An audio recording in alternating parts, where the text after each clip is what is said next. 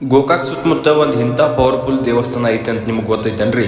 ಎಲ್ರಿಗೂ ನಮಸ್ಕಾರ, ಮತ್ತೊಂದು ವಿಡಿಯೋಗೆ ಸ್ವಾಗತ ಅಂತ ಹೇಳ್ತಾ ನಾವು ಇವತ್ತು ಬಂದಿರೋದು ಗೋಕಾಕ್ದಿಂದ 7 ಕಿಲೋಮೀಟರ್ ದೂರದಲ್ಲಿ ಇರ್ತಕ್ಕಂಥ ಶ್ರೀ ಮಲ್ಲಿಕಾರ್ಜುನ ದೇವಸ್ಥಾನ ಯೋಗಿಕೊಳಗೆ. ಸತತ 250ಕ್ಕೂ ಅಧಿಕ ಮೆಟ್ಟಿಲುಗಳನ್ನು ಹತ್ತಿ ಬಂದ ನಂತರ ನಿಮಗೆ ಸಿಗುವುದನ್ನ ಆ ತಂಪಾದ ವಾತಾವರಣದಲ್ಲಿ ನೆಲೆಸಿರ್ತಕ್ಕಂಥ ಸ್ವಯಂಭುಲಿಂಗ ಮಲ್ಲಿಕಾರ್ಜುನ ದೇವಸ್ಥಾನ ಹಾಗೂ ಸ್ವಯಂ ಉದ್ಭವ ಕೂಡ. ಮಲ್ಲಿಕಾರ್ಜುನ ಸ್ವಾಮಿಯಿಂದ ಒಂದು ಕಥೆ ಐತಿ, ಹೇಳ್ತೀನಿ ಕೇಳ್ರಿ. ಸುಮಾರು ವರ್ಷಗಳ ಹಿಂದೆ ಹನ್ನೊಬ್ಬರ ಮನೆತನದವರ ಆಕಳಗಳನ್ನ ಮೇಸಾಕ್ ಬಿಡ್ತಿರ್ತಾರೋ, ಆದ್ರೆ ಪ್ರತಿದಿನ ಒಂದ್ ಆಕಳ ಕದ್ದು ಮುಚ್ಚಿ ಹೋಗಿ ಹುತ್ತಿಗೆ ಹಾಲು ಕುಡಿಸ್ತಿರ್ತೈತಿ. ಅದು ಅವ್ರಿಗೆ ಗೊತ್ತಿರಂಗಿಲ್ಲ. ಒಂದಿನ ಗೊತ್ತಾಗಂತಲೇ ಅದನ್ನ ಫಾಲೋ ಮಾಡಿ ನೋಡ್ತಾರೋ, ಅವಾಗ ಅದ ಹುತ್ತಿಗೆ ಹಾಲು ಕುಡಿಸ್ತಿರ್ತೈತಿ. ಈ ಹುತ್ತಿ ಒಳಗೆ ಅಂತದ್ ಏನೈತೆ ಅಂತ ಹೇಳಿ ಹುತ್ತಿ ಒಡೆದ್ ನೋಡಿದಾಗ ಗೊತ್ತಾಕೈತಿ ಅದ್ರೊಳಗ ಮಲ್ಲಿಕಾರ್ಜುನ ಸ್ವಾಮಿ ಮುತ್ಯಾರ ಮೂರ್ತಿ ಐತೆ ಅಂತ ಹೇಳಿ.